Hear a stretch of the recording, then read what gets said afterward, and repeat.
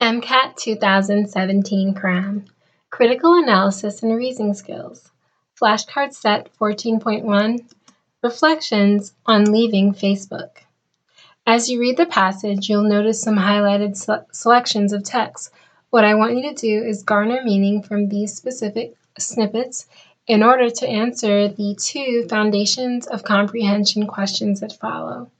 All right, so good luck and happy reading.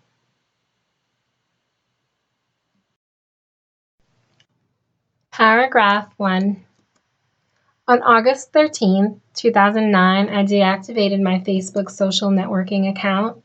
The world remained on its axis, but Facebook's slightly sinister meaning giving the impression that something harmful or evil is happening or will happen, prediction that my friends would miss me turned out to be correct.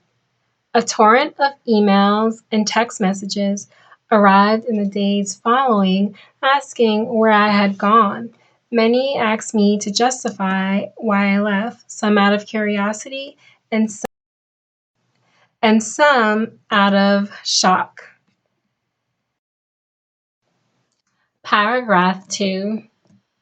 What most concerns me is not primarily a privacy issue in the sense of concerns about the availability of one's private information in the public domain, though this is a part of it. Instead, I will describe a psychological problem that results from an these bracketed definitions are not a part of the original text. It's just for more clarity, okay? So ontology is a philosophical study of the nature of being, becoming, or just existence, or reality, as well as the basic categories of being and their relations, okay? So from an ontological consideration of identity. Online and give me time with this word. A phenomenological phenomenology is the study of subjective experience.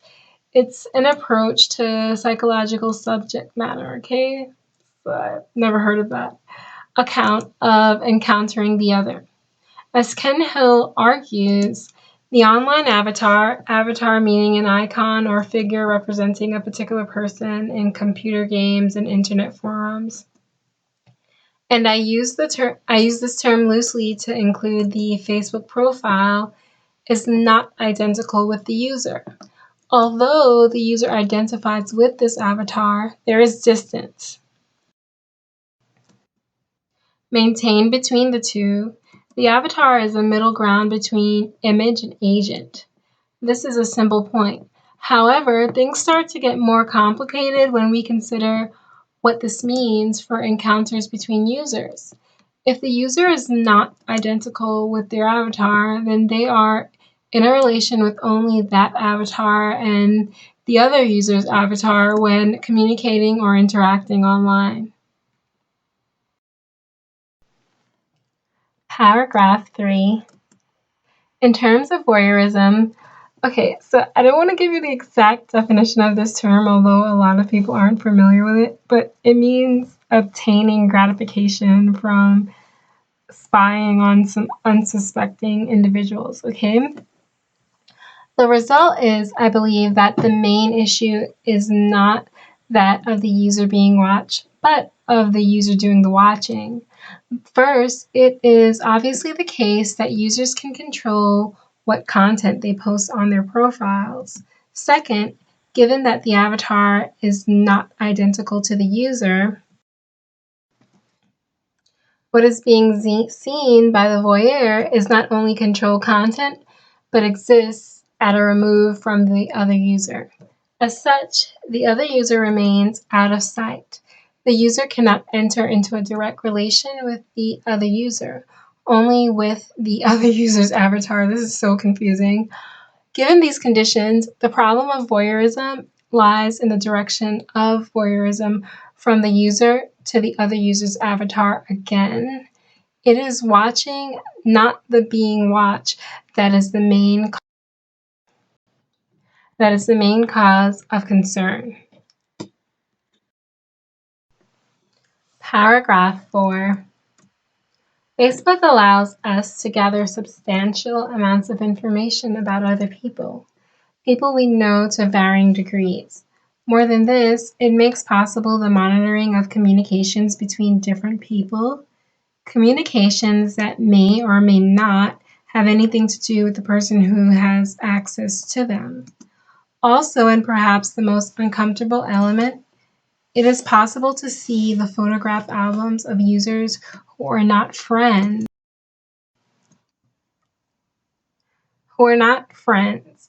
in either the traditional or Facebook sense of the word, if they are commented upon by those who are.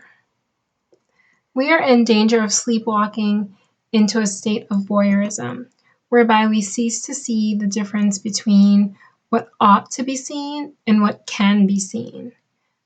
Without wanting to exaggerate the point, this somnambulist is one who sleepwalks. Voyeurism represents a perturbing meaning disturbing, psychological phenomenon. This desire or need to watch others is a disturbing anxiety, an unhealthy and inauthentic relationship with others. All right. The most meaningful social interactions are A, direct and mutual, B, in-depth and emotional, C, based on an authentic avatar, or D, with an open mind. Definitely press pause if you need to, and I'll give you a moment to think.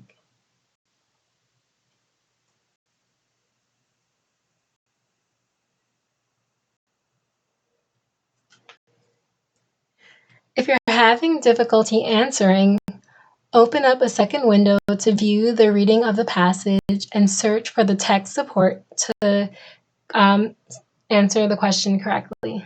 Okay?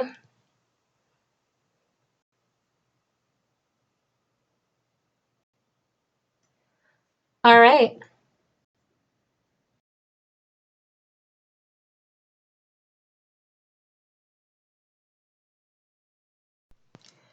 Okay, so in this Foundations of Comprehension question, you're being asked to recall an accurate summary of the passage theme, and you're also to interpret particular statements made by the author. Okay, so let's start.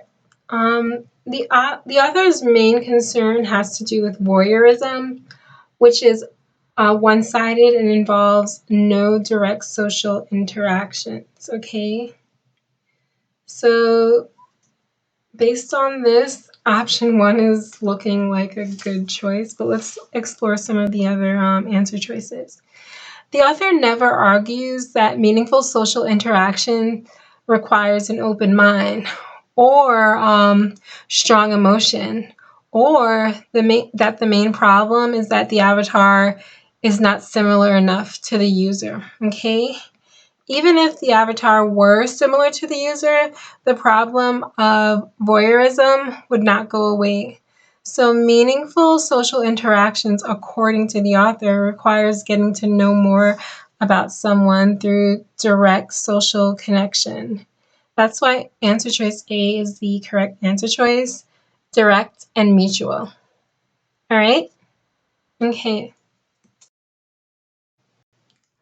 Which of the following best represents the author's central concern about using Facebook? Is it A, the avatar is not an accurate representation of the actual user? Is it B, Facebook is an unhealthy culture of voyeurism with no direct interaction? Is it C, users do not actually communicate with one another directly? Or is it D, there are no boundaries between what is personal and private? Definitely press pause if you need to, and I'll give you a moment to think. If you're having difficulty answering, open up a second window to view the reading of the passage in search of the text support to select the correct answer choice.